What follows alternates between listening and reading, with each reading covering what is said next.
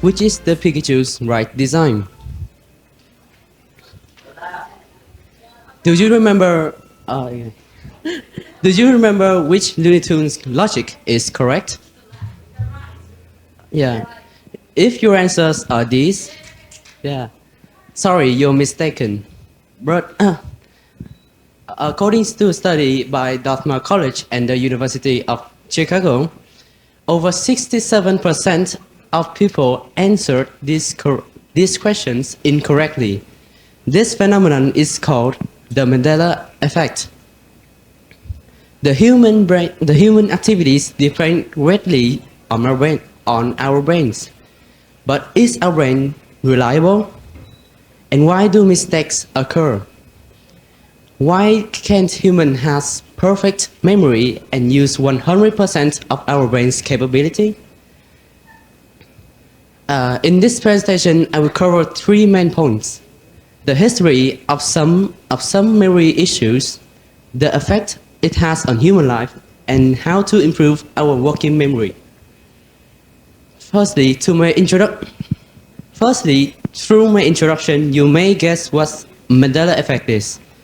The Mandela effect occurs when a group of people falsely remember a certain detail about a specific icon, image, or event in pop culture.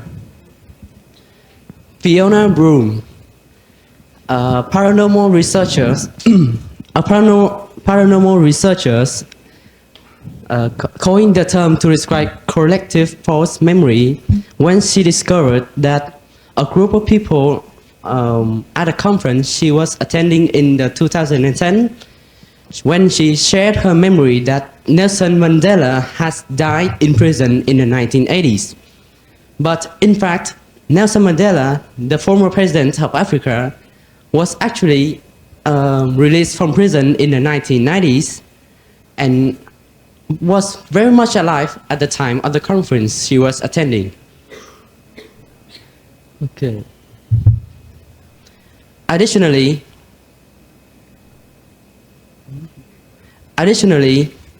in a study in the 1990, participants recalled getting lost in the shopping mall as children.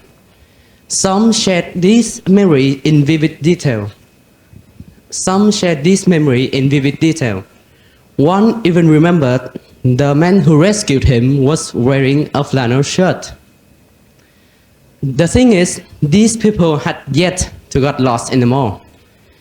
They produced this fake memory when the psychologists conducting the study told them they had gotten lost in the mall. And although they might not remember it, but their parents has confirmed it.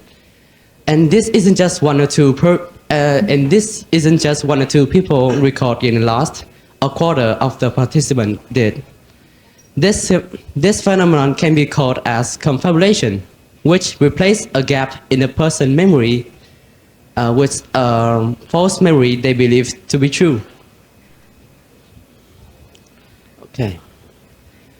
Can you recall every small identical detail from your beloved people? Do you take a moment and remember your parents' faces again? Can you bring up tiny details from their faces? And if you do,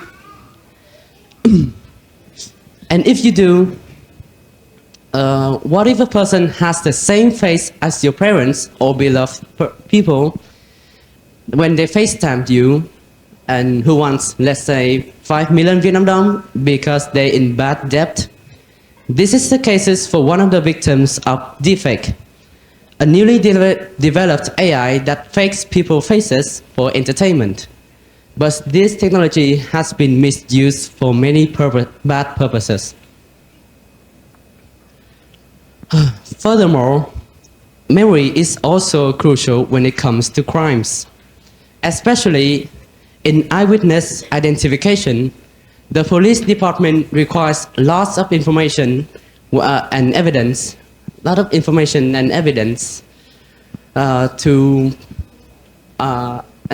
from based on your memory of the suspect. This can lead to loss of job roles afterwards. More than 250 convicted prisoner has been released from prison by DNA testing in the US alone. And eyewitness misidentification has played a role in more than 75% of these cases, making it the leading contribution factor to wrongful convictions. Okay.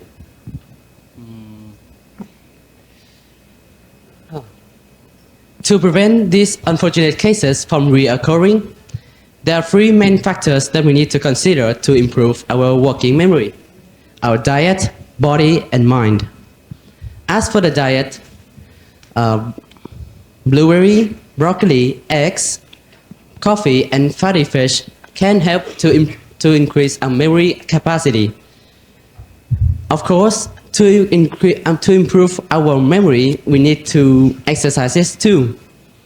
Other exercises are also crucial, which is listening to music, getting proper sleep, and listening to the sound of nature. When it comes to the mind, reading, writing, problem solving, and learning a new language can improve our memory a lot too. Additionally, nuns who were teachers had much lower chances to develop Alzheimer's than nuns who didn't teach.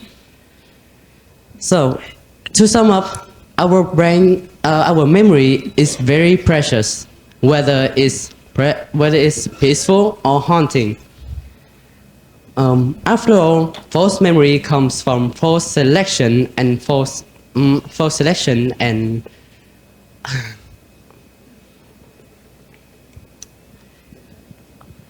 come from false selection when we receive information. Thank you for listening. Yes, cảm ơn em rất nhiều.